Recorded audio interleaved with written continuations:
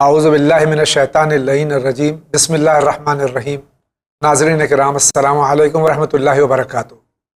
مسائل زندگی میں آج ہمارے یہاں مہمان ہیں حجت الاسلام جناب مولانا محمد قیصر صاحب قبلہ۔ ہم ان کا استقبال کرتے ہیں اور آپ سب سے یہ مؤدبانہ گزارش کرتے ہیں کہ آپ جس طرح سے سوالات بھیجتے ہیں اسی طرح سوالات بھیجتے رہیے، واٹس ایپ کے ذریعے، ٹیلی فون کے ذریعے، ای میل کے ذریعے، ٹیکسٹ میسیجز، وائس میسیجز، جس طرح سے بھی آپ سوال، لیکن اس کے لیے ایک بات ضرور آپ ایک طرف دھیان دیجئے اور مد نظر اس بات کو رکھیے کہ جب اگر ٹیلی فون آپ کر رہے ہیں تو جب ٹیلی فون لگ جائے برائے مہربانی ٹیلی ویژن کو میوٹ کر دیجئے، سائلنٹ کر دیجئے، پیچھے جو ڈسٹربنس ہے اس سے پرہیز کیجئے تاکہ سوال واضح طور سے ہم تک پہنچے اور ہم علماء کی خدمت میں پیش کر سکیں۔ آئیے آج کا یہ پروگرام شروع کرتے ہیں۔ آغا السلام علیکم۔ وعلیکم السلام ورحمۃ اللہ وبرکاتہ۔ انشاءاللہ مزاج بخیر ہے؟ الحمدللہ، خدا کا شکر ہے۔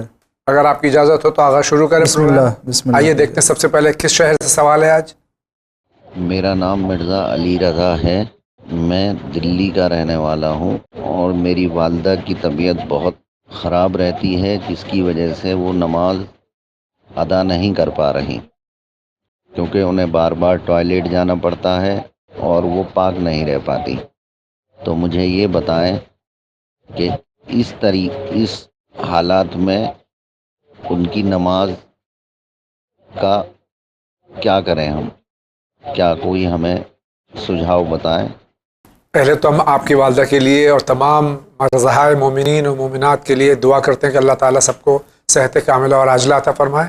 اسی کے ساتھ میں آغا یہ سوال پچھلے ایپیسوڈ میں بھی آ چکا ہے، اس کا مفصل جواب دیا جا چکا ہے، لیکن ظاہر ہے کہ ہمارے بھائی کی والدہ علیل اس طرح کا ان کو مرض ہے، نماز کس طرح سے؟ اسے جو ہے وہ مخصوص بیماری کا نام دیا گیا ہے شریعت میں، جی، مسلوس، اور جسے زیادہ پیشاب آتا ہے یا جسے پاخانہ، تو مسلوس اور مغلوط۔ تو اس سلسلے میں یہ ہے کہ جس وقت وہ سلسلہ بند ہوتا ہو دیکھ لیں اسی وقت نماز پڑھنے کا انتخاب کریں، جی۔ اور اگر مسلسل ہے یہ تو پھر اس کے لیے کہا گیا کہ ایک مرتبہ وضو کر کے اور پاک کر کے اپنے آپ کو نماز پڑھ لیں، اور جو کچھ بھی ہے وہ معاف ہوگا اور اللہ تعالیٰ قبول فرمائے گا۔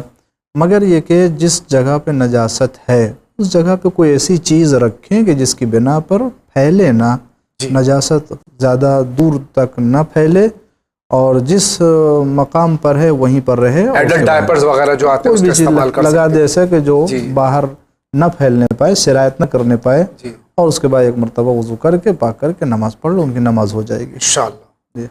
آئیے اسی کے ساتھ اگلے سوال پہ چلتے ہیں۔ ہلو جی، السلام علیکم، میں لکھنؤ سے مریم فاطمہ بول رہی ہوں۔ میرا سوال آپ سے یہ ہے کہ ہم لوگ ظہر عصر کی نماز ایک ساتھ کیوں پڑھتے ہیں، یہ کہاں ہے؟ اور سیکنڈ کوشچن میرا یہ ہے آپ سے کہ ہم لوگ سجدہ پہ سجدہ کیوں کرتے ہیں، ایسا کہاں پہ لکھا ہے؟ شکریہ۔ یہ سوال تقریباً 450 ایپیسوڈ ہو رہے ہیں، کم سے کم 70-80 بار اس کا جواب دیا جا چکا ہے۔ دونوں سوال، جی دونوں سوال، وہ چاہے نماز کو جمع کر کے پڑھنے کا ہو یا سجدہ پہ سجدہ کیوں کرتے ہیں۔ میں پھر سے میں نے خود بھی جواب دیا، جی آپ نے بھی دیا 70-80 بار میں، آپ بھی تشریف لائے تھے، آپ نے جواب دیا۔ تو اس سلسلے میں یہ میں عرض کرنا چاہتا ہوں کہ جہاں تک نماز کا معاملہ ہے، دیکھیں اس میں کسی بھی طریقے کوئی شبہ نہیں ہے، شک نہیں ہے۔ کسی بھی عالم سے، چاہے وہ اہل سنت برادران سے پوچھ لے یا کسی بھی مسلک سے عالم اسلام میں، پیغمبر اسلام صلی اللہ علیہ وآلہ وسلم نے دونوں نمازوں کو ملا کر کے پڑھا ہے۔ تو اب یہ سوال کہ یہ کہاں لکھا ہے، کہاں ہے کہ دونوں نماز ظہر عصر کو، مغرب عشاء کو ملا کے پڑھتے ہیں، تو میں یہ عرض کروں گا کہ یہ سنت پیغمبر میں ہے۔ دونوں طرف سے آپ نے پڑھی ہے، دونوں طرف سے آپ نے پڑھائی ہے، وہ الگ کر کے بھی پڑھا ہے جی، اور ملا کر کے پڑھا، اور بغیر کسی عذر کے جی۔ بھئی ایک مرتبہ بارش کا زمانہ ہے یا جنگ کے موقع پر ہے، سفر میں ہے، تو چلیے بھائی وہ نماز الگ الگ یا کبھی جلدی میں یا ملا کے پڑھ لیا ہو۔ لیکن رسول اللہ صلی اللہ علیہ وسلم نے، جیسا کہ اہل سنت کی معتبر کتابوں میں ہے کہ پیغمبر اسلام نے دونوں نمازوں کو بغیر کسی عذر کے ملا کر کے پڑھا ہے اور الگ الگ بھی پڑھا ہے۔ یہ ہمارے لیے واضح نشانی اور علامت ہے، یہ دلیل۔ صحابہ نے پوچھا بھی تو آقا نے کیا جواب دیا؟ آپ نے یہی فرمایا جی، یہ امت کے لیے آسانی ہو جائے، آسانی یہ ہے۔ اور آج عالم اسلام میں اس طرح کی اب بحث شروع ہو چکی ہے جی کہ نمازوں کو 5 وقت کے بجائے ان کو 3 وقت کر دیا جائے۔ ہے 5 نماز ہمارے پاس، 5 وقت ہی پڑھتے ہیں سب مسلمان 5 نمازیں پڑھتا ہے، مگر ان کو ملا کر کے ظہر عصر کو، مغرب عشاء کو اور فجر میں نماز پڑھتے، اس طرح سے 3 وقت کی ہوتی ہے 5 نمازیں۔ تو اب بہت سے لوگ ہیں کہ جس کو ملا کر کے پڑھنے کے لیے سوچ رہے ہیں اس بحث کو، حالانکہ یہ ایک اصرار ہے، ضد ہے کہ شیعہ لوگ پڑھتے ہیں اس لیے ہم نہیں پڑھیں گے۔ تو قرآن میں کتنے وقت کا ذکر ہے؟ وہ 3 ہی وقت کا، وہ بھی 3 ہی وقت کا ذکر ہے، صلاۃ دلوک الشمس اور فجر کا ہے وقت، یہ 3 وقت، یعنی ظہر کے لیے ہے اور مغرب کے لیے، فجر کے لیے، یہ 3 وقت۔ 5 وقت کا بتا دیجیے آپ کے کہاں ہے، نہیں ہے وہاں پر۔ تو اس طرح سے تو میں یہ عرض کر رہا تھا کہ یہ تو ضد ہے، یعنی کہہ لیجئے کہ شیعوں کو دونوں طرف اس طرح سے آپ کہہ سکتے ہیں کہ یہ شیعوں کو اس بات کے اوپر اصرار ہے کہ ہم دونوں نماز کو ملا کر کے پڑھیں گے، الگ الگ نہیں پڑھیں گے، الگ کوئی حرج نہیں ہے الگ الگ پڑھنے۔ ادھر سے اصرار اس بات کا کہ ہم الگ الگ نہیں پڑھیں گے، الگ الگ پڑھیں گے، ملا کے نہیں پڑھیں گے، جمع نہیں کریں گے، یہ حالانکہ سنت پیغمبر، اور ہم ہی ہیں کہ جو الگ الگ بھی پڑھتے ہیں اور ملا کر کے پڑھتے ہیں، اور یہ سنت پیغمبر ہے کہ الگ بھی پڑھا ہے ملا کر کے، اور اگر ہم ملا کے نہیں پڑھیں گے تو اس سنت سے دنیا خالی ہو جائے گی۔ تو ہم دونوں سنت کے اوپر عمل کرنے والے ہیں۔ اور سجدہ کا سجدہ، ہاں، جہاں تک مسئلہ سجدہ کے اوپر، دیکھیں ہمارے ہاں یہ سجدہ کے سلسلے میں یہ کہ ان چیزوں کے اوپر سجدہ کیا جائے جو کھانے والی چیزیں، پہننے والی چیزیں نہ ہوں، یہ بتایا گیا ہے، معدنیات میں سے نہ ہو وہ چیز۔ اس کے علاوہ آپ کسی بھی لکڑی کے اوپر، پتھر کے اوپر، مٹی کے اوپر، کاغذ کے اوپر، خاک کے اوپر، جو پاک و پاکیزہ ہمارے ہیں، جس چیز کے اوپر سجدہ کیا جائے وہ کھانے والی چیزوں میں سے، پہننے والی چیزوں میں سے نہ ہو، اور وہ پاک و پاکیزہ ہو، غصبی نہ ہو۔ اب یہ ضروری نہیں ہے کہ ہم سجدہ وہ جو ہم فرض کر لیجئے ایران سے یا عراق سے جو ہے وہ مخصوص جو ہے وہ خاک شفا یا کسی جگہ کی بنی ہوئی لے کے اسی کے اوپر سجدہ ہو سکتا ہے، نہیں، آپ جو ہے وہ درخت کے پتے کے اوپر ہے، لکڑی کے اوپر ہے، مٹی کو، مگر چونکہ تمام زمینوں میں پاک و پاکیزہ زمین اور سب سے مقدس زمین زمین کربلا ہے، سید الشہداء علیہ الصلاۃ والسلام کا خون پاک شامل ہے، اور دیگر شہداء کربلا کا خون اس میں شامل ہے، اور اس کو اللہ تعالیٰ نے ایک الگ ہی مقام اور درجہ عطا فرمایا ہے۔ تو پاک ہونے کے ساتھ ساتھ یہ مٹی مبارک اور مقدس بھی ہے، اس لیے ہم سجدے کے لیے اس چیز کو انتخاب کرتے ہیں۔ لیکن اگر یہ نہیں ہے، پتھر ہے، لکڑی ہے، اس کے اوپر ہم چٹائی ہے، اس کے اوپر سجدہ کر لیتے ہیں۔ اور اگر کوئی چیز نہیں ہے تو یہ بھی کہا گیا کوئی چیز نہیں ہے تو جو چیز میسر ہے اس وقت آپ اس کے اوپر سجدہ کر لیجئے۔ بہت بہت شکریہ، اسی کے ساتھ آگے بڑھتے ہیں۔ میں آسام سے بول رہا ہوں، میرا نام مجیب الرحمان ہے۔ تو میں ایک مسئلہ جاننا چاہتا ہوں کہ میرے ایک بڑی بہن ہے، ان کی شادی ہو چکا ہے، ان کی 4 بچے ہیں چھوٹی چھوٹی، تو ان کی پتی مر چکا ہے، تو وہ فی الحال بہت تکلیف میں ہے۔ تو ان کی کچھ پیسے تھے، وہ پیسہ لا کے میں میرا بزنس میں گھسایا ہے، تو اس پیسہ سے، اس بزنس کے پیسہ سے کچھ پیسہ ان کو دیتے ہیں میں، تو یہ حلال طریقہ سے ہوگی یا سود میں جاؤ گے؟ میں یہ تھوڑا جاننا چاہتا ہوں۔ یہ مسئلہ آسام سے ہمارے بھائی کا ہے کہ کوئی ایک مستحق ہیں، فیملی ہے، ان کو لیے کچھ پیسہ لگایا کاروبار میں، اس کا فکس انکم دیتے ہیں، تو وہ سود ہے یا جائز ہے؟ نہیں، کاروبار میں لگایا ہے، جب خود یہ کہہ رہے ہیں کہ بزنس میں لگایا ہے، تو کوئی بھی پیسہ بزنس پہ لگے گا تو اس سے جو بھی انٹرسٹ آتا ہے وہ حق ہے، اور انٹرسٹ نہیں ہے، یعنی انٹرسٹ اس معنی میں کہ وہ کاروبار سے جو منافع ملا ہے، تو یہ جو منافع مل رہا ہے انسان کو اجازت دی گئی ہے کہ اپنا پیسہ کاروبار میں، بزنس میں لگائے، اور 2-3 آدمی، 6 آدمی، 10 آدمی، 50 آدمی شریک ہو کر کے کسی بزنس کو انجام دیتے ہیں، کرتے ہیں، اس سے جو پروفٹ ہوتا ہے اسے آپس میں تقسیم کر لیتے ہیں۔ اس میں ایک وضاحت آغا اور کر دیجئے کہ فکس انکم نہیں ہونی چاہیے بلکہ اس میں پرسنٹیج، یعنی ہاں، اس میں اب یہ کہ یہ ہوتا ہے کہ جب آپ بزنس میں شریک ہیں تو نفع میں، نقصان میں، دونوں میں آپ شریک ہیں، تو کبھی کسی مہینے کسی سال میں آپ کو فائدہ ہوا ہے، آپ کو زیادہ ملے گا، دوسرے سال ممکن ہے کم فائدہ ہوا ہے تو کم آپ کو ملے گا، ممکن ہے نقصان ہوا ہے تو آپ کو نقصان کو بھی جو ہے وہ برداشت کرنا پڑے گا. تو یہ دونوں چیزیں ہیں، وہ فکس نہیں ہے کہ ہم نے آپ کو دے دیا کہ یہ آپ کو اتنا ہے، مکمل سے 5,000 روپیہ آپ کو ہر مہینہ کہیں سے بھی کسی طریقے سے ہو. البتہ اگر وہ 5,000 اپنے پاس سے خوشی سے دے رہے ہیں اور وہ بزنس میں شریک ہیں، وہ اس میں بھی کوئی حرج نہیں. شکریہ. اگلا سوال کیا ہے؟ ہیلو، میں میرٹھ سے بول رہی ہوں. میں 3 بھائی ہیں میری شادی ہو گئی ہے. میرے بابا کی پراپرٹی ہے، اس میں سے میں اپنا حصہ بھائیوں سے مانگ رہی ہوں، تو بھائی لوگ دینے کے لیے منع کر رہے ہیں. تو کیا ایسے اس میں بھی میں ان سے واسطہ رکھوں؟ اس میں 2 جز ہیں سوال میں. بھائی جو ہے باپ کی وراثت میں سے بہن کو حصہ نہیں دے رہے ہیں، ایک سوال یہ. دوسرا جز یہ ہے کہ کیا ایسے بھائیوں سے تعلقات رکھیں؟ ہاں یہ سوال ہے. تو دیکھیں دونوں الگ الگ مسئلہ. ان کو چاہیے کہ ان کا حق دینا چاہیے، دے، اور واجب ہے ان کے اوپر، واجب ہے. غصبی ہوگا اور اس کا استعمال ان کے لیے جائز نہیں ہو کسی بھی طریقے سے. بہن کا حق ہے بھائی کے جائیداد میں. یہ رہ گیا مسئلہ کہ آیا ان سے رابطہ کریں یا نہ کریں اور ان سے مل کے رہیں، تو دیکھیں یہ الگ چیز ہے. یہ رشتہ دار ہیں اور ارحام ہیں، رحم ہے، قرابت داروں میں ہے، تو قرابت داری اور رشتہ داری کا حق بھی ادا کرنا چاہیے. اگر وہ غلط جس سے لے رہے ہیں، اگر وہ غلط کر رہے ہیں تو ہم کو غلط نہیں کرنا چاہیے. لہٰذا ان سے واسطہ رکھیں اور آنا جانا رکھیں. اگلا سائل کیا کہتا ہے؟ مولانا صاحب سے ایک سوال ہے کہ جب ہم وضو کرتے ہیں، مثلاً اگر نماز کے لیے یا قرآن کے لیے، تو وضو کرتے ہیں تو وضو تو روح کو پاک کرتا ہے. اگر ہم غلطی پہ نہیں ہیں تو وضو روح کو پاک کرتا ہے. اور جب انسان مر جاتا ہے تو غسل میت کیا جاتا ہے، تو غسل میت کیوں دیتے ہیں؟ روح تو بدن سے نکل جاتی ہے، تو وہ غسل جسم کو پاک کرنے کے لیے ہوتا ہے. اور جب روح چلی جاتی ہے تو قیامت میں محشر کے دن میں روح بلائی جائے گی سوال و جواب کے لیے، جسم کو اٹھایا جائے گا سوال و جواب کے لیے. اس سے ذرا روشنی دیں.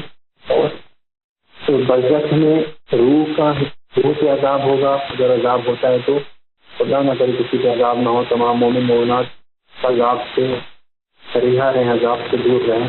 لیکن اب یہ بتائیے برزخ میں بھی سوال و جواب اگر ہوتا ہے تو اس کی جانکاری دیں. اگر ہوتا ہے تو کیا روح سے ہوگا یا جسم سے ہوگا؟ اس کا جواب کیا ہوگا؟ مختصر یہ کہ وضو یا غسل زندگی میں کرتے ہیں تو روح کو پاکیزگی کے لیے. دیکھیں اس سلسلے میں میں ایک چھوٹی سی بات یہ عرض کروں کہ طہارت کو ہم کیا سمجھتے ہیں. طہارت یہ صرف یہی نہیں ہے کہ کسی نجس چیز کو پاک کر رہے ہوں. طہارت 3 طرح کی ہوتی ہے. ایک طہارت کا تعلق وہ ہے جو باطن سے ہے، ظاہر سے نہیں ہے. جیسے گناہ کیا، اس کے لیے کیا چاہیے؟ توبہ چاہیے، استغفار چاہیے. گناہ نفس میں ہوا تھا، توبہ نے بھی طہارت نفس میں پیدا کیا، ظاہر میں کوئی ہوتا نہیں. ایک طہارت ہے کہ جس کا تعلق ظاہر سے باطن سے نہیں ہے. ہاتھ نجس ہو گیا تو اب ہم اس کو پانی سے دھلیں گے، یہ ظاہر میں، باطن سے اس کا کوئی تعلق نہیں. ایک وہ ہے جس کا تعلق ظاہر میں بھی باطن میں بھی، دونوں میں بھی. جیسے وضو کرنا، تو وضو جب کر رہے ہیں، چہرہ دھل رہے ہیں، ہاتھ دھل رہے ہیں، تو چہرہ نجس تو نہیں ہے. اگر نجس ہوگا تو وضو نہیں ہوگا. پاک ہے پھر بھی ہم دھل رہے ہیں، کیوں حکم؟ اس لیے کہ نہیں، ہم کو دھلنا ہے. اس کا تعلق ظاہر سے ہے. باطن سے کیا ہے؟ الوضو نور، وضو نور ہے. تو یہ وضو غسل دونوں سے تعلق ہے، ظاہر سے بھی ہے، باطن سے بھی ہے. یہی صورتحال مرنے کے بعد جو غسل میت دیا جاتا ہے اس کے لیے بھی یہ حکم ہے. اور یہ انسان مرنے کے بعد اسی جسم میں اٹھایا جائے گا، اسی جسم کے ساتھ میدان قیامت میں بلایا جائے گا، اور یہ جسم اسے دیا جائے گا. اس لیے اس جسم کو وہ غسل کے لیے اور وہ تمام احکام کے جو مرنے کے بعد ہیں اس کے لیے رائے کہا گیا ہے کہ اس کو انجام دینا چاہیے. تو یہ ہمارے یہاں حالات ہے کہ مرنے کے بعد انسان کے بدن کو پاک و پاکیزہ قرار دے کر کے اسے قبر میں رکھا جائے، تاکہ جب میدان محشر میں آئے تو اس پاک و پاکیزہ، جس کا تعلق ظاہر سے باطن سے دونوں سے. اگلے سائل کا سوال بھی دیکھتے ہیں. میں ولایت حسین میسور سے. حضور میرا سوال ہے، وہ مومن یا بندہ خدا جو قید و بند میں گرفتار ہے، اس کا فطرے کا ادائیگی کون کرے گا؟ یا خود دے گا یا جس کی قید میں ہے وہ ادا کریں گے؟ مہربانی فرما کر تفصیل سے عرض کر.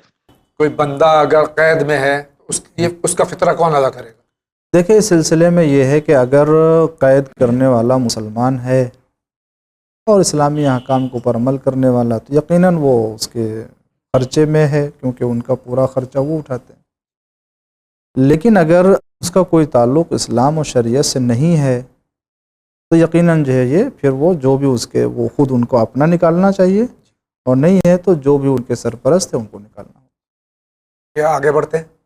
ثنا بول رہی ہوں اور میں پونا سے بول رہی ہوں۔ میرا کوشچن یہ ہے کہ میرے کو نماز پڑھنا نہیں آتا، میں ہندو سے مسلمان بنی ہوں، کتاب دیکھ کے میں نماز پڑھ رہی ہوں، کیا یہ واجب ہے؟ غالباً ہماری بہن پوچھ رہی ہیں کہ نماز پڑھنا نہیں آتی تو کتاب دیکھ کے نماز پڑھ ہاں، سکتی کتاب ہیں؟ دیکھ کے، یہ سورہ قرآن کی سورہ ہے، دیکھ کر کے قرآن سے بھی اور کسی بھی کتاب سے پڑھ سکتے ہیں۔ آئیے اسی کے ساتھ آگے بڑھتے ہیں۔ آپ کا پروگرام بہت ہی اچھا پروگرام ہے، اس سے لوگوں کو بہت زیادہ علم میں اضافہ ہو رہا ہے، اور میرا سوال یہ ہے ان چینل سے مولانا سے کہ شب قدر میں جو یہ قضاء عمری پڑھی جاتی ہے، ہم نے قضاء عمری پڑھ لی اس سال، پچھلے سال کی نمٹ گئی، اب اگلے سال کو بھی ہم پڑھیں گے تو پھر قضاء عمری ہی پڑھیں گے، چاہے ہم نے پوری نمازیں سال بھر کی کوئی قضا نہ کریں اس سال، ہم آنے والے سال میں اس کے بعد اگر ہم پڑھیں گے تو قضاء عمری ہی پڑھیں یا اپنی وہی 100 رکعت جو شب قدر کی 2 رکعت کرتے ہیں وہ پڑھیں؟ مجھے اس کا جواب کتاب بتا دیجیے آپ۔ ہمارے یہاں بدبختی سے ہماری نمازیں قضا ہو جاتی ہیں تو ہم شبہ قدر میں جو ہے وہ جی 100 رکعت 102 رکعت نماز پڑھتے ہیں 6 دن کی، لیکن البتہ جن کی قضا نہیں ہے۔ ہاں جی، البتہ جاوید صاحب یہ اس سلسلے میں ایک بات عرض کروں کہ بعض لوگ اعتراض کرتے ہیں کہ ان نمازوں کو کیوں پڑھتے ہیں۔ ٹھیک ہے، وہ بھی کہنا صحیح ہے کہ فضیلت کی شب ہے، اس میں 100 رکعت پڑھنے کے لیے کہا گیا ہے، وہ پڑھنا چاہیے، وہ ٹھیک، لیکن وہ مستحب ہے۔ ہمارے علماء نے یہ جو سیرت اور یہ جو طریقہ رائج کیا بڑی حکمت سے، فرض کر لیجئے شب قدر میں کسی کا انتقال ہو جاتا ہے تو قبر میں اس سے شب قدر کی نماز کے بارے میں نہیں پوچھا جائے گا کہ تم نے وہ مستحب نماز کیوں نہیں پڑھی، لیکن اگر اس کی عمر کی واجب نمازیں قضا تھی تو شب قدر میں وہ گرفتار ہوگا کہ تم نے اپنی زندگی کے قضا نماز۔ تو علماء نے کیا کیا، ان شبوں میں قضاء عمری رائج کر دی، جن کی قضا نماز ہے، تو یہ ہوا کہ بھائی ٹھیک ہے ان کی نماز زندگی قضا توفیق نہیں ہوئی، چلی آنے کی توفیق ہوئی ہے تو کم سے کم آج اس واجب کو تو ادا کر لیں، کیونکہ مستحب سے زیادہ جو ہے سزاوار ہے کہ اپنی واجب کو ادا کریں۔ تو علماء نے اس کو اس لیے رائج کیا تھا۔ اب جس کی قضا ہی اب اگر نہیں ہے قضا، اگر قضا نہیں ہے باپ کی قضا نہیں ہے، دادا کی قضا نہیں ہے، نانا کی، کسی کے خاندان میں قضا نہیں ہے، مومنین کی طرف سے معلوم کر لے بھائی آپ کی نماز قضا ہے اور جماعت سے ہو رہی ہے نماز، آپ جماعت سے نماز پڑھائیے، فلاں مومن کی آپ نماز جو ہے اپنی طرف سے پڑھ دیجئے، یہ بھی ہو سکتا ہے، ممکن دوہرا ثواب ہے، دوہرا ثواب ہوگا، یہ ہو سکتا ہے۔ تو انسان تو ہاں، ابھی ہم سوال یہ کیا کہ میری ساری نمازیں جو ہے ادا ہو چکی ہیں، آنے والی شب قدر میں ہم قضاء عمری پڑھیں یا مستحب، تو یقیناً جب قضا ہو ادا کر لیا ہے، کوئی نماز قضا نہیں الحمدللہ، تب ان کو چاہیے کہ وہ جو شب قدر میں مخصوص نماز ہے، بہت اچھی توفیق ہوئی ہے، اس کو ادا کریں۔ اگر اور کے خاندان میں کسی کے نہیں پڑھنا چاہے، ورنہ والدہ ہیں، دادی ہے، نانی ہے، پر نانی جس کی بھی اگر پڑھنا چاہے تو پڑھ سکتی ہیں، لیکن نہیں پڑھنا ہے ٹھیک ہے، ان کی اپنی نہیں ہے، وہ اپنی جو ہے اس کو پڑھ لیں۔ شکریہ۔ اگلا سائل کیا کہتا ہے؟ ارے السلام علیکم، میرا نام جسان محمد جسان ہے، ہم دہلی سے بات کر رہے ہیں۔ ہمارا کوشچن یہ ہے کہ ہمارا اللہ ایک ہے تو پھر ہمارے آپس میں یہ فرقہ کیوں ہے؟ یہ سوال بھی بارہا یہاں پوچھا گیا اور جواب دیا گیا کہ جب ہمارا اللہ ایک ہے، ہمارا رسول ایک، ہمارا قرآن ایک، ہمارا قبلہ ایک، اس کے بعد اختلاف کیوں؟ دیکھیں آج بھی اختلاف جو اس میں ہے وہ صرف چلنے میں ہے اختلاف، منزل میں کوئی اختلاف نہیں، سب کو قیامت میں حاضر ہونا ہے، سب کو جواب دینا ہے، سب کو اللہ کے سامنے آنا ہے، صرف طریقے میں اختلاف ہے، اور یقیناً یہ اختلاف بہت بڑا ہے، عظیم ہے، جو عقیدہ ولایت اور عقیدہ جو ہے وہ امامت کا ہے، اور اس کے بعد جزیات میں جو اختلاف ہے وہ، لیکن جو اصل مسئلہ ہے وہ وفات پیغمبر کے بعد آیا یہ منصب امیر المومنین علی ابن ابی طالب علیہ السلام کو، یا یہ کہ امت کو اختیار ہے اپنی طرف سے کسی کو انتخاب کر لے۔ اختلاف صرف اس بات میں، شیعہ اثنا عشری کا نظریہ یہ ہے کہ وفات پیغمبر کے بعد اعلان خدا، یعنی خدا کی طرف سے اعلان پیغمبر کے اعتبار سے، جیسا کہ غدیر خم میں اعلان فرمایا امیر المومنین علیہ السلام، جس کی گواہی تمام یہ 1.25 حاجیوں نے کیا اور بیعت بھی کیا ہے اور ساری دلیلیں موجود ہیں، مگر اہل سنت برادران کا عقیدہ یہ ہے کہ وہ وفات پیغمبر کے بعد امت نے جس کو بھی خلیفہ چن لیا ہے، کچھ لوگوں نے جن کو بھی خلیفہ بنا لیا گیا ہے وہ خلیفہ ہیں، اس میں یہ فکر ہے۔ بہت بہت شکریہ، آگے بڑھتے ہیں۔ ہلو، السلام علیکم، میں کانپور سے بات کر رہی ہوں، زیدی۔ مجھے آپ سے یہ سوال پوچھنا ہے کہ نماز جعفر تیار میں 15 بار تسبیح اربع ہے کھڑے ہو کے اور 10 بار تسبیح اربع سجدے اور رکوع میں ہے۔ میرا سوال یہ ہے کہ سجدے میں کیا صرف یہی پڑھنا ہے سبحان اللہ والحمد للہ ولا الہ الا اللہ واللہ اکبر، یا اس سے پہلے ہمیں یہ کہنا ہے سبحان ربی الاعلیٰ وبحمدہ؟ مطلب یہ سبحان ربی الاعلیٰ کہنا ضروری ہے یا صرف تسبیح اربع ہی ہم پڑھ سکتے ہیں؟ اور میرا ایک دوسرا سوال اور یہ ہے کہ ہم نے سنا ہے سجدے میں ہتھیلیوں کا ٹکنا واجب ہے، بہت ضروری ہے، اور جب ہی ہمارا سجدہ صحیح ہے، اگر ہتھیلیاں نہیں ٹکیں تو سجدہ صحیح نہیں ہے۔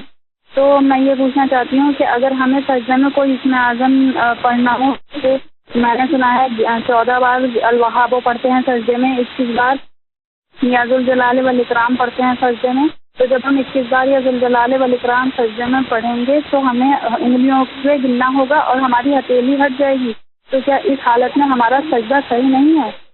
ہماری بہن کے 2 سوال ہیں۔ پہلا تو جناب جعفر طیار کی جو نماز ہے اس میں سجدے میں کیا پڑھنا ہے؟ دیکھیں تسبیحات اربع پڑھنا ہے یا سبحان ربی الاعلیٰ؟ یہ بہت ہی بفضیلت نماز ہے، اللہ سب کو توفیق عطا فرمائے۔ الہی آمین۔ 4 رکعتیں 2 کر کے پڑھی جاتی ہے، اور جیسا کہ قیام میں مخصوص سورہ کے بعد 15 مرتبہ تسبیح اربع، اور رکوع میں سجدے میں بھی مخصوص طریقہ اس کا۔ تو دیکھیں تسبیح اربع پڑھنا کافی ہے، ذکر سجدہ اور ذکر رکوع الگ سے پڑھنے کی ضرورت نہیں ہے، یہی 10 مرتبہ رکوع میں بھی اور وہ کافی ہے۔ دوسرا ان کا سوال جو ہے ہماری بہن کا یہ ہے کہ سجدے میں جی ہاں دیکھیں یہ جو اعضاء واجب ہیں یہ رکھنے کے واجب نماز میں 7 چیزیں واجب ہیں ان کو رکھنا ہے، لیکن مستحب نماز میں اگر اٹھ جاتا ہے تو کوئی حرج نہیں۔ مستحب نماز کے لیے تو چلنے کی حالت میں بھی نماز پڑھنے کی اجازت دی گئی ہے، قبلہ طہارت شرط ہے، قبلہ بھی اگر جو ہے وہ سمت نہیں ہے تب بھی جو ہے وہ کوئی حرج نہیں ہے، وہ کر سکتے ہیں۔ واجب نماز میں 7 اعضاء، واجب نماز میں ان تمام چیزوں کا ٹکنا واجب ہے۔ آئیے آگے بڑھتے ہیں۔ میرا نام ہے محمد مہتاب عالم، مراد آباد کے ایم ڈی شہر سے بات کر رہا ہوں۔ میرا پہلا سوال ہے کہ جب میں نوکری کے لیے جاتا ہوں تو اس کے لیے کوئی آیت ایسی ہو جس سے یادداشت پوری رہے اور اس میں اچھے نمبر آئیں۔ میرا دوسرا سوال ہے کہ میری جو یادداشت ہے بہت کمزور رہتی ہے پڑھتے وقت، ایسی کوئی صورت جس بھائی کے 2 سوال ہیں۔ پہلا سوال ہے کہ کہیں جاب کے لیے جاتے ہیں یا اس کے لیے تو یہ کیا پڑھ کے جائیں جس سے کہ کامیابی حاصل ہو؟ دیکھیں اس میں سے دعائے امام زمانہ عجل اللہ تعالیٰ فرض الشریف مجرب ہے، وہ پڑھیں۔ اللہم کل ولی کا ہے، الہی عظم البلا ہے، نماز استغاثہ ہے۔ امام زمانہ علیہ السلام سے 2 رکعت نماز پڑھیں اور اس کے بعد جو ہے وہ چھوٹی سی دعا ہے زیر آسمان، وہ پڑھ کر کے جائیں، اللہ تعالیٰ ان کو کامیابی عطا فرمائے۔ دوسرا سوال یہ کہ یادداشت کمزور ہے۔ یادداشت کمزور، اس کے لیے بھی ہمارے کہا کہ تلاوت قرآن کثرت سے جتنی زیادہ تلاوت کریں گے اتنے حافظہ قوی ہوگا، تو تلاوت کریں، ذکر کریں، اس سے انشاءاللہ۔ آپ کیا کہنا چاہتے ہیں؟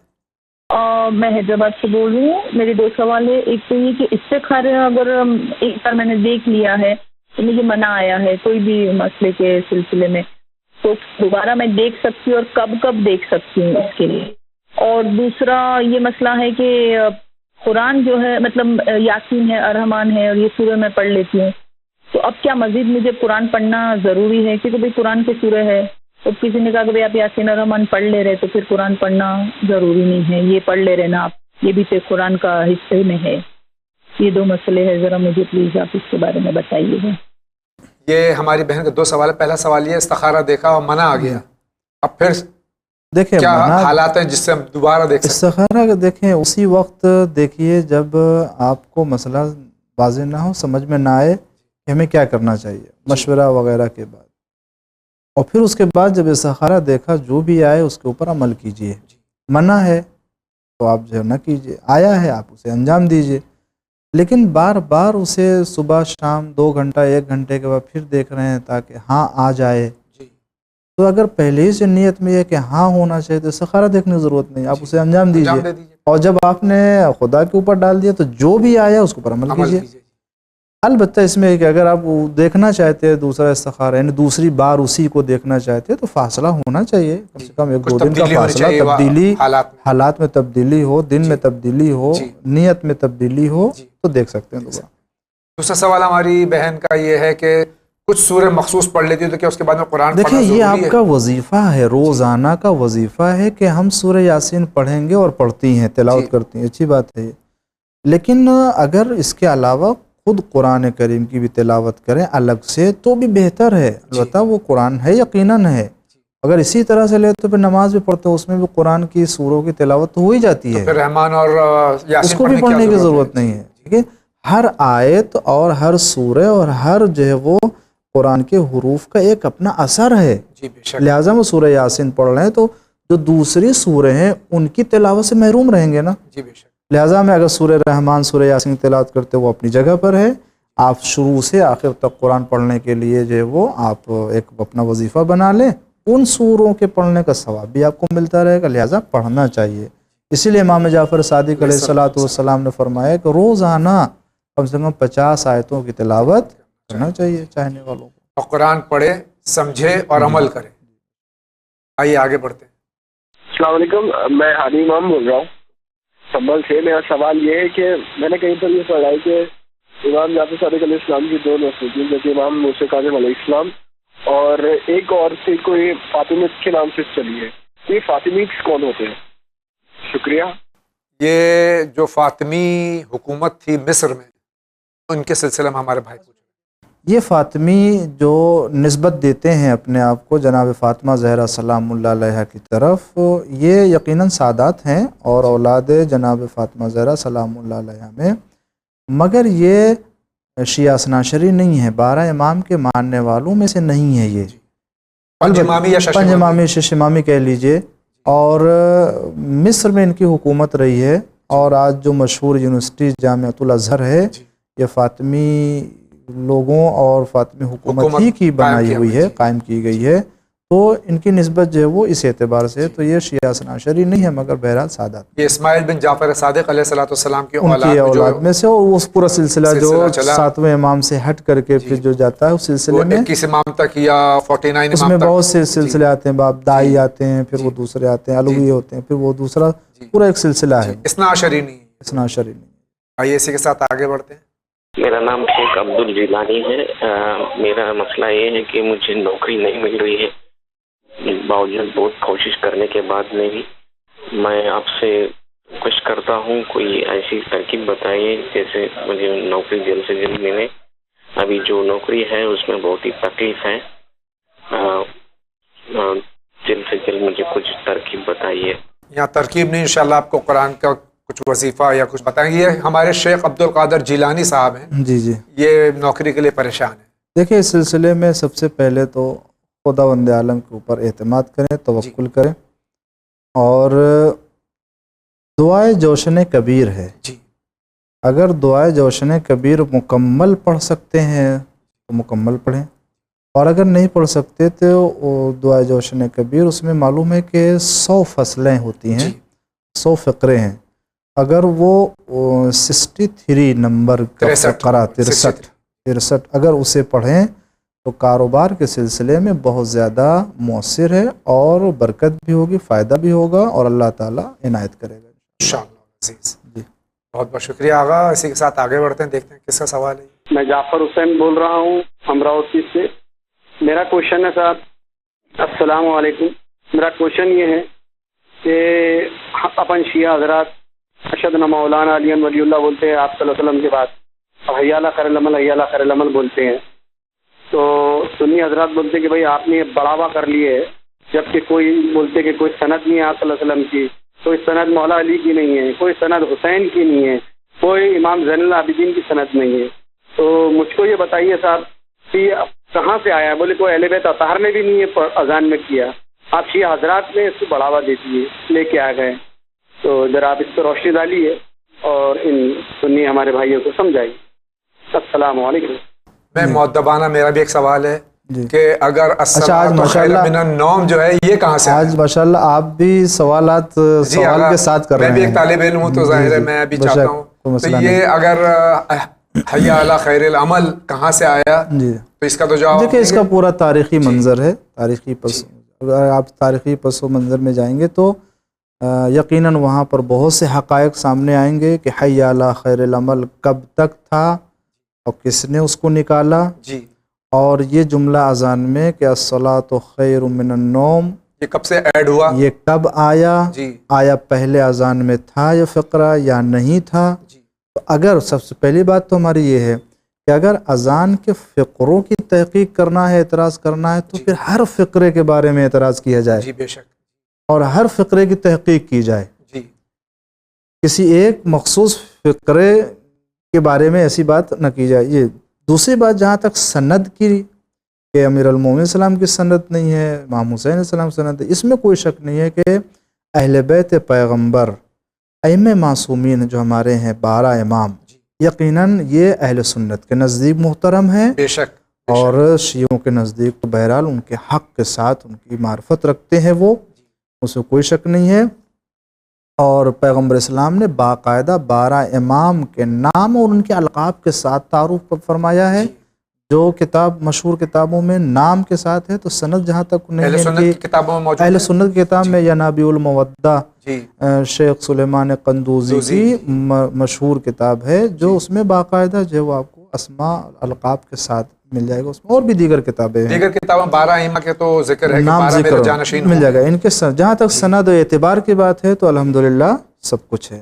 دوسری بات یہ ہے کہ یہ کب سے آیا امیر المومنین علیہ الصلوۃ والسلام کی ولایت کا اعلان. دیکھیں اس میں کوئی شک نہیں, ہمارے تمام مراجع اعظام نے یہ حکم دیا اور فتوی میں کہ اذان کا جز نہیں ہے, یقیناً یہ توقیفی اللہ تعالیٰ کی طرف سے جبریل کے ذریعے سے اذان اقامت نازل کی گئی, اور اس کے فقرے جو ہیں وہ یقیناً خداوند عالم کی جانب سے. اس میں ہمارے مراجع اعظام نے یہ فرمایا, یہ فتویٰ ہے کہ یہ جز نہیں ہے, مگر تبرکن اگر کوئی اسے ثواب کی امید سے اجر کی پانے کی امید سے اسے پڑھتا ہے تو ثواب ملے گا اور اجر بھی ہے اس کے لیے. کوئی غلط زندگی میں ہوا یہ آج کا میں بتا رہا ہوں کہ آج یہ ہمارے یہاں فتویٰ ہے کہ اسے آج بھی ہم جز اذان نہیں سمجھتے ہیں. مگر لیکن اگر یہ جیسے آیت اللہ العظمیٰ آقائے محسن حکیم اللہ مقاموں کا یہ جہاں تک مجھے یاد ہے انہوں نے فرمایا کہ اگر کسی زمانے میں یہ شعار تشیع ہو جائے تو لازم ہے کہنا, انہوں نے یہ فرمایا. یقیناً جو ہے یہ شعار میں سے کہنا ہمارے لیے یقیناً جو ہے وہ وقتی ہے. رہ گئی بات کہ یہ کب سے شروع ہوا, تو جہاں تک مجھے معلوم ہے اور روایتیں پائی جاتی اس سلسلے میں کہ زمانے پیغمبر میں جناب ابو ذر جناب سلمان فارسی باقاعدہ اپنی اذان میں اقامت میں امیر المومنین علیہ الصلوۃ والسلام کی ولایت کی گواہی دیتے تھے, اور اس پر جو ہے کسی طرح کو کوئی اعتراض پیغمبر اسلام نے نہیں کیا ہے. اس طرح کی روایت ہے ہمارے یہاں. تو اگر کوئی چیز ہے جو اس عہد میں بھی تھی اور اسے ہم اس زمانے میں, یہ بدعت بھی نہیں ہے اور یہ ناجائز بھی نہیں ہے, اور ہم اسے اس کا جز بھی نہیں مانتے ہیں, اسی لیے کہ وہ جو ہے وہ اس فصل میں شامل نہیں ہے. لیکن کوئی ایسی چیز نہیں ہے کہ جس کے سلسلے میں جو ہے وہ آپ اعتراض کریں. ہاں اذان میں اور دوسری چیزیں کہ جو دوسروں کے ہاں پائی جاتی ہیں, اگر آپ ان کے بارے میں دریافت کریں گے تو نہ وہ عہد پیغمبر میں نہ کسی اور زمانے میں مخصوص زمانے میں آیا جس کی کوئی حقیقت نہیں ہے. اور وہ ایسا فقرہ بھی ہے کہ جو اذان کے عام تسلسل سے ہٹ کر کے ہے کہ جس کو کوئی جو ہے وہ رابطہ نہیں ہے معنی کے اعتبار سے بھی. تو اس اعتبار سے جو تو یقیناً ہمارے ہاں عہد پیغمبر سے یہ, اور جناب سلمان فارسی اور جناب ابو ذر نے باقاعدہ اپنے اذان میں کہا ہے, گواہی دی ہے, اور ایسے کوئی ممنوعیت بھی نہیں پائی جاتی کہ پیغمبر اسلام نے منع کیا. شکریہ, آگے بڑھتے ہیں. ہلو جی, میں ویسٹ بنگال کلکتہ سے بول رہا ہوں, عبد الحنیف. میرا کوشچن یہ ہے کہ میں غصہ میں اگر وہاں اپنی اہلیہ کو 3 طلاق بولتا ہوں تو کیا وہ 3 طلاق میں طلاق ہو جاتا ہے کیا؟ تو میرا یہی کوشچن تھا, اور میں जानना चाहता हूँ कि ये मेरा क्वेश्चन का आंसर कब मिलेगा और किस टाइम मिलेगा, बस यही मेरा आंसर है। 3 तलाक में क्या तलाक होता है कि नहीं? कई बार इसका जवाब दिया जा चुका है, कुरान में भी, इस्लाम में भी, और उलमा भी तकरीबन तमाम इस बात के एतराफ़ करते हैं कि तलाक जो है वो 3 मरतबा से वो तीनों तलाक हो जाएगी, इसको कोई नहीं तस्लीम करता है, और ना तलाक हो जाएगी, बल्कि मखसूस शराइत के साथ तलाक देना और गवाह करार देना, तभी जो है वो भी तहारत के आलम में हो, तभी गुस्से में 3 मरतबा तलाक दे दिया, 1 मरतबा भी नहीं हो, 3 मरतबा नहीं, अगर 1000 मरतबा भी गए तब भी तलाक नहीं हुई, आपकी तलाक नहीं हुई है इंशाअल्लाह। आइए आगे बढ़ते हैं। मैं मिलक बिजनौर से बात कर रही हूँ। मेरा सवाल यह है कि जब मौला शहीद हुए थे, मौला अली मुश्किल कुशा शहीद हुए, तो बीबी ज़ैनब ने कहा कि हसन, भाई हसन दौड़ो, मस्जिद से आवाज़ें आ रही हैं। ये हमने हदीस में सुना है, तो क्या हमारे इमाम नमाज सुबह पढ़ने नहीं गए थे, या हमारे इमाम के जो बेटे वो खुद भी एक इमाम है, तो क्या नमाज सुबह के लिए अपने बाबा के साथ नहीं गए थे, क्यों नहीं गए थे? सवाल हमारी बहन का ये है कि जब मस्जिद कूफा में इब्ने मुलजिम ने जी हाँ, जहाँ तक मसला ये इमाम हसन अलैहिस्सलाम को बताया कि वो जनाब ज़ैनब सलामुल्लाह अलैहा ने फरमाया कि इमाम हसन अलैहिस्सलाम दौड़ो देखो। देखिए ये रिवायत हमारे यहाँ है, इसके अलावा भी हमारे यहाँ रिवायतें हैं। तो ये जो रिवायत जहाँ तक है इसको ज़्यादा मोतबर नहीं करार दिया गया, जिक्र करते हैं लोग, लेकिन ये कि और जो रिवायतें हैं कहीं कहीं पर पाई जाती हैं वो मोतबर रिवायतें हैं। इसके बरअक्स है कि इमाम हसन अलैहिस्सलाम बाकायदा मस्जिद में मौजूद थे, इसलिए मौलाना ने फरमाया कि नमाज पढ़ाओ, नमाज पढ़ाने के लिए। तो जब इमाम अलैहिस्सलाम ने फरमाया नमाज पढ़ाने के लिए, तो इसका मतलब है कि मस्जिद में मौजूद थे पहले से, वो नहीं वहाँ से नहीं आए थे। उसी बात यह है कि कभी कभी मौलाए कायनात खुद जो है वो लोगों को रोक देते थे अपने हमरा आने के लिए। तो मुमकिन है क्या कहते हैं, इमाम हसन अलैहिस्सलाम वहाँ पर मस्जिद गए हैं, मगर ये नहीं तसव्वुर किया जा सकता है कि वो घर में सो रहे थे।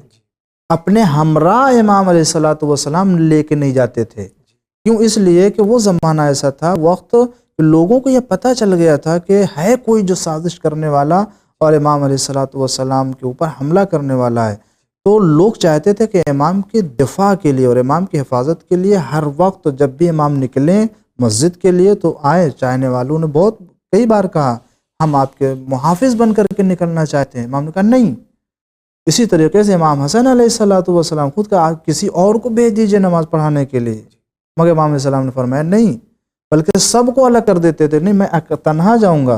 तो जहाँ तक मस्जिद तक जाने का है, घर से तन्हा तो हो सकता है कि इमाम अलैहिस्सलाम गए, लेकिन ये कि इमाम अलैहिस्सलाम मस्जिद में नहीं थे, नहीं, इसलिए कि इमाम ने खुद फरमाया है नमाज पढ़ाने के लिए, इमाम ने नमाज मुकम्मल की है। तो ये सही है और इसी के ऊपर हमें एतबार करना चाहिए। और इस तरह से बहुत रिवायतें हैं जो हमारे उसूल एतक़ाद के ख़िलाफ़ हैं, उसके ऊपर भरोसा नहीं करना चाहिए। ये आगे बढ़ते हैं।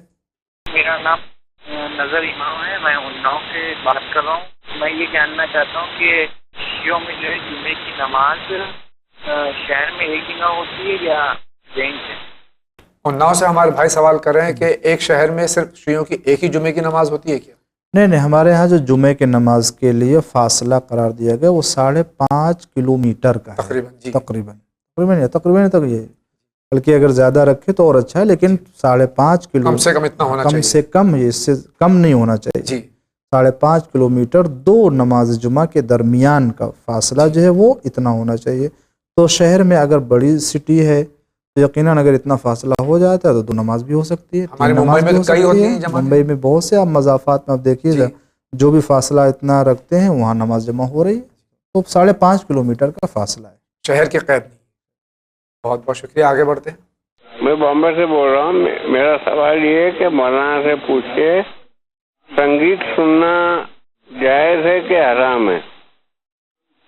बहुत बहुत मेहरबानी होगी, ये जवाब आज ही अभी दे सकते फौरन।